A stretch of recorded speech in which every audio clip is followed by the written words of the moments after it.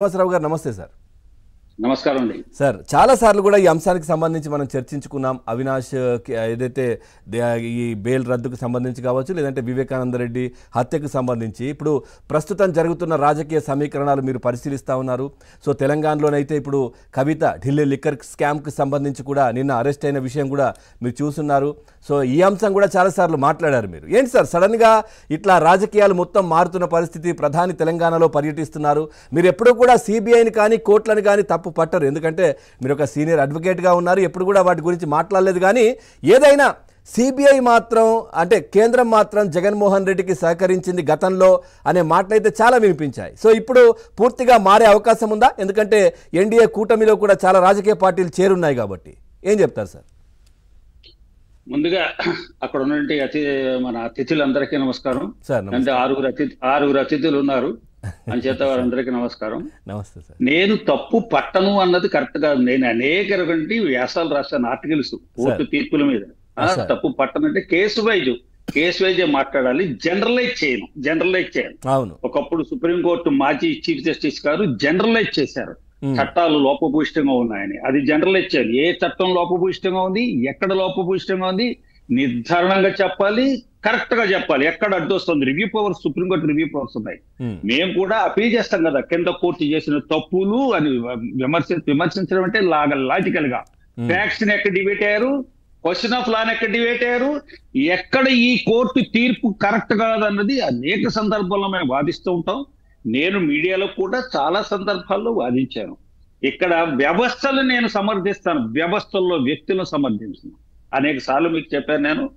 వ్యవస్థలన్నీ కూడా పటిష్టమైన, రాజ్యాంగ వ్యవస్థలన్నీ కూడా పటిష్టంగా నిర్మాణం అయినవి, డిజైన్ చేయబడినవి, డ్రాప్ చేయబడినవి. దాని ఉద్దేశం రాజ్యాంగం యొక్క విలువలు కాపాడుతూ, ప్రజా సంక్షేమాన్ని కాపాడుతూ, ప్రజాస్వామ్యంలో సామాన్యుడి దగ్గర నుంచి ప్రధానమంత్రి, రాష్ట్రపతి దాకా అందరి హక్కుల్ని కాపాడాలి. ఏ ఒక్కరు గొప్పవారు కాదు, ఏ వ్యక్తులు చట్టానికి అతిథులు కాదు. అంచేత చట్టం ద్వారా, శాసనం ద్వారా ఏర్పడిన ప్రభుత్వాలు వాటిని గౌరవించకపోతే వచ్చిన అనర్థాల గురించి మాట్లాడతాం. రైట్ అండి. ఇప్పుడు మీరు కవిత గారి గురించి మాట్లాడారు. కవిత గారి గురించి నేను చాలా సందర్భాల్లో చెప్పాను. ఆవిడ మీద ఆరోపణలు వచ్చిన తర్వాత ఎలా వచ్చే ఆరోపణలు, ఎవరు ఇండివిజువల్ ఏం కంప్లైంట్ చేయలేదు. ఒకసారి ఎన్ఫోర్స్మెంట్ డైరెక్టరేట్, విజిలెన్స్ మీకు ఢిల్లీ లిక్కర్ పాలసీలో లేదు అవకతవకలు జరిగాయి అన్న విషయం వచ్చిన వెంటనే, ఇప్పుడు సెంట్రల్ గవర్నమెంట్ కి పన్నుల రూపంలో వచ్చే ఆదాయాన్ని గండిపడితే, బొక్కని పడడం తప్పు కాదు, అడితే ఎక్కడ లోపం వచ్చిందని చెప్పి విజిలెన్స్ కప్ చెప్తారు. విజిలెన్స్ కనిపెడతారు, దర్యాప్తు చేసి విచారణ చేసి మొత్తం నిఘా పెట్టి ఇక ఈ లోపాలు వచ్చాయి, ఈ లోపాల వల్ల కేంద్ర ప్రభుత్వానికి రావాల్సిన ఆదాయం గండిపడింది అని చెప్తారు. ఆ గండిపడింది అనే విషయాన్ని తెలుసుకున్న తర్వాత ఈడీ కప్ చెప్పారు. ఈడీ అంతా విచారణ చేసి మొత్తం 100 మంది కాన్స్పరెంట్స్ లో 2 దొరికినా చాలు, స్క్రూ ఉప్పేస్తారు.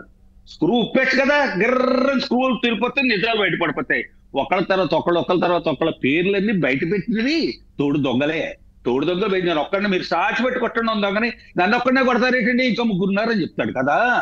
అలాగే వీళ్ళందరి పేర్లు వచ్చాయి. వాళ్ళందరి పేర్లు వీళ్ళందరూ ముందు విచారణ చేస్తారు, 160 నోటీస్ ఇస్తారు. 160 నోటీస్ అంటే ఈ కేసులో మీ వాంగ్మూలం ఇవ్వండి, వాంగ్మూలం అంటే స్టేట్మెంట్, వాంగ్మూలం ఇవ్వండి, సాక్ష్యాన్ని రండి, మీకు తెలుస్తున్న విషయాలు చెప్పండి, మీరు దాంట్లో ఉన్నారని వచ్చింది మాకు, మీరు దుబాయ్ వెళ్ళారు, కువైట్ వెళ్ళారు, మీ దగ్గర 18-17 సెల్ ఫోన్లు ఉన్నాయి, దాంట్లో మీ వాట్సాప్ మెసేజ్ పట్టుకున్నాం, మీరు వాట్సాప్ లో ఎవరెవరితో మాట్లాడారు పట్టుకున్నాం, ఇవన్నీ ఆధారాలు ఉన్నాయి. మీ దగ్గర సమాచారం చెప్పండి, మీ ప్రమేయం ఎంత, ఎవరి ప్రమేయం ఎంత అంత, మీ లేకపోవచ్చు మీ సంబంధికుల ప్రమేయం ఎంత. దీనికోసం పిలిచినప్పుడల్లా కోర్టుకి వెళ్ళిపోతూ ఉంటారు. సామాన్యుడు వెళ్ళలేడు పాపం, అవకాశమే ఉండదు సామాన్యుడు. వీళ్ళందరికీ ఉంటాయి, సెలబ్రిటీలు కదా, విఐపీలు. కాబట్టి అలా జరిగిన సందర్భంలో మొన్న 41A నోటీస్ ఇచ్చారు 21 ఫిబ్రవరి లాస్ట్ వీక్ లో. ఇచ్చేప్పుడు దాని మీద ఖచ్చితంగా చెప్పాను, 41 నోటీస్ కి అటెండ్ అవ్వాల్సిందే ఆవిడ, సిఆర్పిసి 41 నోటీస్ కి అటెండ్ అవ్వాల్సిందే ఆవిడ, తప్పనిసరిగా ఆవిడ సహకరించవలసిందే. వెళ్ళి అప్పుడు ఇప్పటికీ కూడా సంజాయిషి అంటారు ఇవ్వాలి. ఆవిడ ఏదైతే సంజాయిషి ఇస్తుంది అనుకుంటుందో ఆ సంజాయిషి ఇవ్వాలి. కాబట్టి కోర్టుకు అప్పుడు ఇన్వెస్టిగేటింగ్ ఏజెన్సీకి ఈవిడ అరెస్ట్ చేయడం అవసరం అనుకుంటే అరెస్ట్ చేస్తారు, లేదు అరెస్ట్ చేయవలసిన అవసరం లేదు అని చెప్పి మరికొంత టైం ఇస్తారు. నేను సంజాయిషి తర్వాత ఇచ్చుకుంటానండి, నేను ఎక్స్ప్లెనేషన్ తర్వాత ఇచ్చుకుంటానంటే ఇవ్వచ్చు. కానీ ఆవిడ ఏదో ఇది 160 దాకా అంతకుముందు ఇచ్చింది 160 నోటీసులు గమ్ముని సెక్షన్ మార్చేశారు, కోర్టులో నా పిటిషన్ పెండింగ్ లో ఉంది అన్నారండి. పిటిషన్ పెండింగ్ లో ఉంటే 41A నోటీస్ ఇచ్చిన తర్వాత నెక్స్ట్ స్టెప్ ఫాలో అయిపోతారు, అరెస్ట్ చేసేస్తారు. అరెస్ట్ చేసేసారు. ఈవిడ అరెస్ట్ చేసిన కేసు, ఈవిడ మీద బనాయించిన కేసు ఈవిడ చేసిన prevention of money laundering act.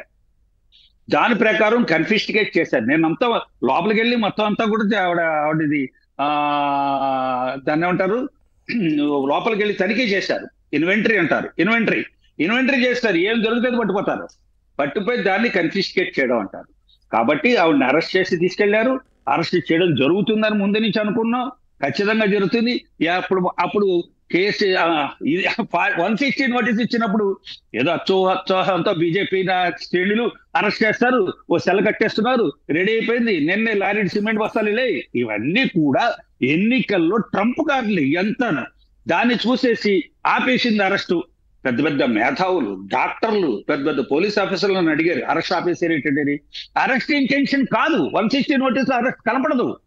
41A notice ఇవ్వాలి అరెస్ట్కి. అందరు ఇష్టం వచ్చినట్టు మాట్లాడేశారు. మీడియా అందరూ మాట్లాడేశారు. బీజేపీ, కేసీఆర్, అదే బీఆర్ఎస్ ఏకమైపోయారు. అరెస్ట్ లాగిపోయాయి. ఏమిటి ఇద్దరి మధ్య జరిగినట్టు దాని ఉంటుంది, ఏర్పాట్లు ఏమిటి, అరేంజ్మెంట్స్ ఏమిటి, అండర్స్టాండింగ్ ఏమిటి. పెద్ద పెద్ద డాక్టర్లు, నాకు బాధేసి చెప్తున్నాను, పేర్లు చెప్పకుండా డాక్టర్లు అని. అయిపోయిందండి. మీకు ఏం తెలియదు సార్, కుమ్మక్కు అయిపోయారు సార్. ఏమిటో కొమ్మక్కు, రైట్, అయిపోయిందండి. ఇప్పుడు ఈవేళ అరెస్ట్ చేశారు. ఎన్నికల కోడ్ వచ్చేసింది. ఎన్నికల అరెస్టులకి, విచారణలకి ఎన్నికల కోడ్ అడ్డు రాదు. అంటే ఎన్నికలు 1 month లో ఎవరెన్ని నేరాలు చేసినా ఎవ్వరి మీద చర్యలు ఉండవని అనుకుంటున్నారా? అంటే ఎన్నికల కోడ్ ముందు లేదంటే ఎన్నికల దగ్గరలో ఉన్నప్పుడు ఇట్లాంటి అరెస్టులు జరుగుతూ ఉంటాయి, ఆ ప్రతిపక్షాలను ఇబ్బంది పెడుతున్నారని ఇక్కడ ఉన్నటువంటి పార్టీలు కూడా మాట్లాడుతూ ఉంటాయి కదా. సో ఈ నేపథ్యంలో ఎన్నికలలో లబ్ధి పొందడానికి అంటే మేము ఎవరితో సహకరించట్లేదు అనేది కాబట్టి జరుగుతోంది అనే వాదన అటువైపు వాళ్ళు చెప్పేది. అవునండి. వర్షం పడిపోయింది అనుకోండి, ఎన్నికల్లో కావాలని కేంద్ర ప్రభుత్వం వర్షాలు పడించేసిన గ్రామాల్లో వీళ్ళెవరు సామాన్యులు ఎవరు ఓటేయలేదు. ఇదేం కాదండి, ప్రాసెస్ ఎన్నాళ్ళు పట్టింది. ఎన్నికలకి దానికి సంబంధం లేదు. ముందు అరెస్ట్ చేస్తే రాబోయే ఎన్నికల కోసం ఇప్పుడు అరెస్ట్ చేశారండి. ఇప్పుడు అరెస్ట్ చేస్తే సిబిఐ అన్నది తనకు అన్ని రకాలుగా వచ్చేసిన తర్వాత ఇప్పుడు అరెస్ట్ అయిపోతే ఎన్నికలు అయ్యాక అరెస్ట్ చేయడానికి కూడా లేదు. ఎందుకంటే దానికి అర్థం కాదు. ఎన్నికలు అయిన దాకా ఎందుకు అరెస్ట్ చేసేది? మన ఏమంది ఆవిడ, నేను చాలా ఇంపార్టెంట్ రోల్ ప్లే చేస్తున్నాను, ఎన్నికల ముందు నన్ను ఇప్పుడు ఈ నోటీసులు ఇవ్వడానికి వీల్లేదు, నేను మొత్తం అంతా భారత రాష్ట్ర సమితికి నేనే ప్రధాన కీలక పాత్రని, నాకు టైం కావాలండి. ఇదే అడుగుతుంది రేపు పోస్ట్ చేసిన. కాబట్టి దీన్ని బట్టి అరెస్ట్ చేయడాలన్నది రాజకీయ ఉద్దేశాలు ఆపాదించుకోవచ్చు. ప్రజల స్వేచ్ఛ, ప్రజలకు ఎంత స్వేచ్ఛ ఉందో ఆపాదించుకోవచ్చు, పర్వాలేదండి. ఎందుకంటే రాజకీయ పార్టీలే కదా, కేంద్రంలో ప్రభుత్వంలో ఉన్నది ఒక రాజకీయ పార్టీ నాయకులు, ఇక్కడ టిఆర్ఎస్ అన్నది, ఈ బిఆర్ఎస్ లో నేతలు ఎవరి మీద అయితే ఆరోపణలు ఇచ్చావు వాళ్ళు కూడా రాజకీయ నేతలు.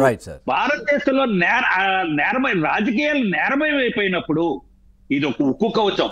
పొలిటికల్ స్టేటస్ అనేది ఉక్కు కవచం. మరి ఎవరిని అరెస్ట్ చేయలేం, ఎందుకంటే ప్రతి వాళ్ళు రాజకీయ పార్టీలు యాక్టివ్ అయిపోతారు. రాజకీయ నేరస్తులకి షెల్టర్ ఇస్తున్నాయి రాజకీయ పార్టీలు. అదొక పెద్ద దౌర్భాగ్యం. రెండోది ఒక్కసారి వస్తాను సార్, మళ్ళీ ఒక్కసారి అందరి దగ్గరికి వెళ్ళి మళ్ళీ వస్తాను. మాలకొండయ్య గారు ఉన్నారు, BJP party senior leader. Malakondaiah గారు నమస్తే సార్. సార్ ఏం చెప్తారంటే 5 సంవత్సరాలుగా ఈ కేసుకు సంబంధించి ఒక్క అడుగు కూడా, అంటే కేసు దీనికి సంబంధించి విచారణ కావచ్చు, కొద్దిమందిని లోపల జైల్లో వేయడం కావచ్చు, ఎంక్వైరీలు ఇవన్నీ జరుగుతున్నప్పటికీ కూడా ముఖ్యమంత్రిగా జగన్మోహన్ రెడ్డి ఉన్నారు. వాళ్ళ బాబాయ్ కేసును ఎటు తేల్చలేకపోయారనే వాదన ఒకవైపు, ఈ విషయంలో జగన్మోహన్ రెడ్డి ఓడిపోయారనుకోవచ్చా, లేదంటే